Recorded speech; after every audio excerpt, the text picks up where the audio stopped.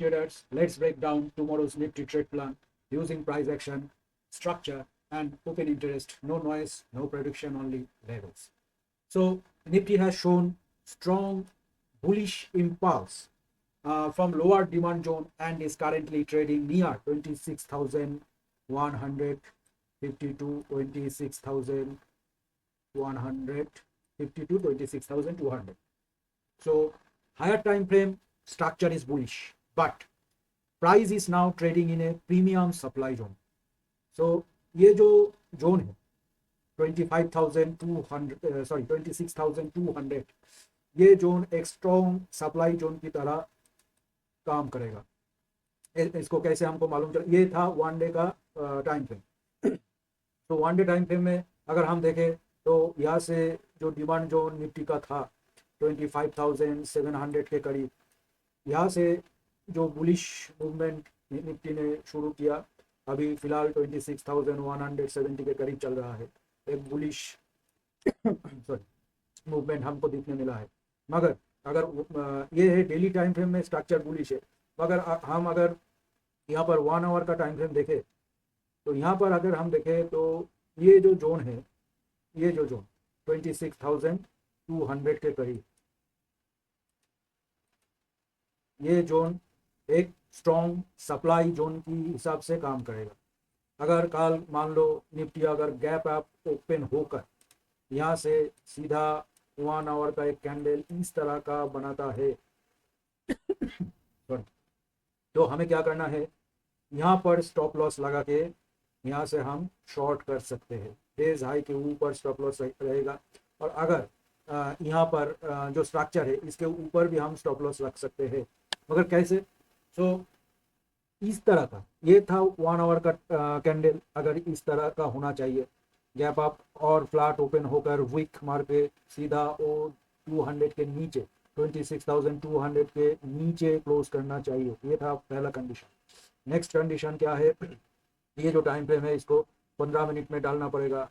उसके हिसाब से अगर हमें इस तरह का कोई CHOCH, इसका मतलब है कैरेक्टर चेंज देखने को अगर मिले, फिर जब रीटेस्ट करेगा, सपोज मान लो यहाँ से इस तरह का 1 आवर का कैंडल हाई लगा के फिर से 200 के नीचे आ गया, और 15 मिनट का जो टाइम फ्रेम है वो इस तरह का कुछ कैंडल बनाकर नीचे आके फिर से ये 185 से लेकर 26,180 से लेकर 26,190 के करीब रीटेस्ट करके जब यहाँ से एक रेड कैंडल बनाएगा, हम इसके ऊपर ये जो स्ट्रक्चर है इस स्ट्रक्चर के ऊपर स्टॉप लॉस डाल के शॉर्ट कर सकते हैं.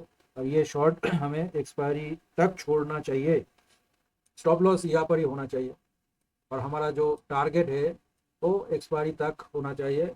और अगर प्रीमियम गल जाए तो फिर से निकल भी सकते हो, और अगर नहीं निकलना चाहते हो तो स्टॉप लॉस यहाँ पर रहेगा और एक्सपायरी तक छोड़ना चाहिए. मगर बेस्ट केस सिनारियो 230 के अंदर निकलना ही बेस्ट होगा.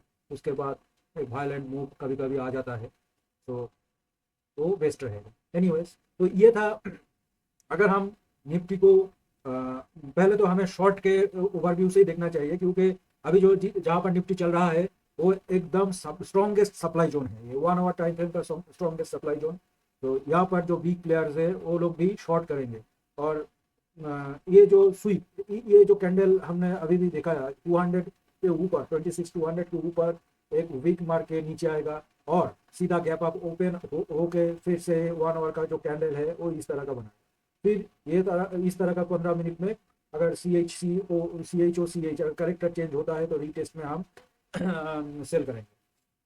तो ये था हमारा सेल प्लान. अगर हमें बाय प्लान भी है तो but we will not chase price. So हम क्या कर सकते हैं, अगर buy only if Nifty pull back toward 26,050.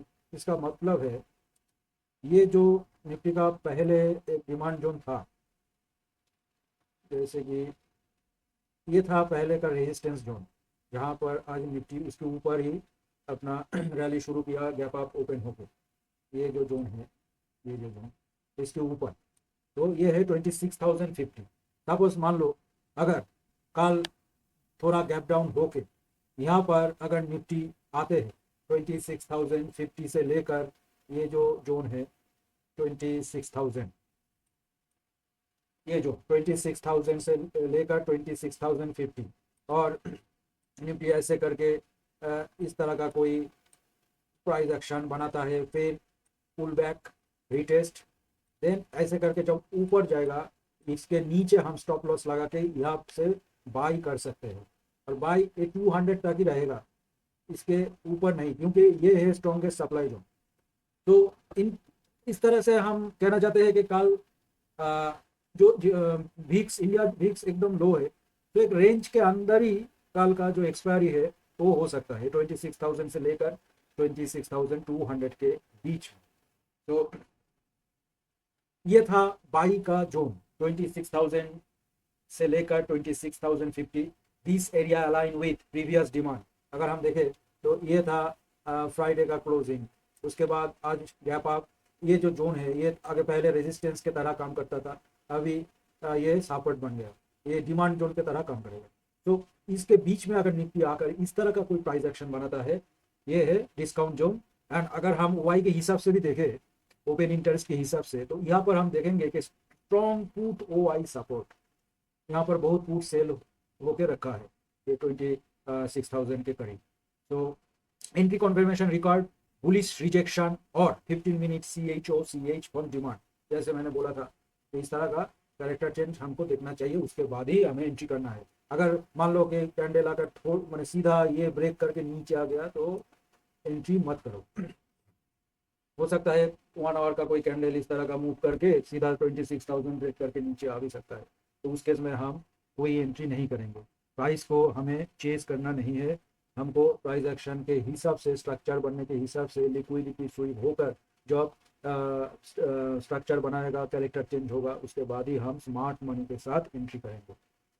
सो इस केस में हमारा जो टारगेट रहेगा, फर्स्ट टारगेट रहेगा 20, अगर हम समझ चुके 26,000 से लेकर 26,050 के बीच में हमारा एंट्री हुआ, देन 26,000 के नीचे स्टॉप लॉस है और फर्स्ट टारगेट हो जाएगा उस केस में 26,150, सेकेंड टारगेट 26,200 से लेकर 250। अगर मान लो यहाँ पर सीधा कोई कैंडल ब्रेक करके ऊपर चला गया तो हमारा सेकेंड टारगेट भी हमें मिल सकता है, वो है 26,250।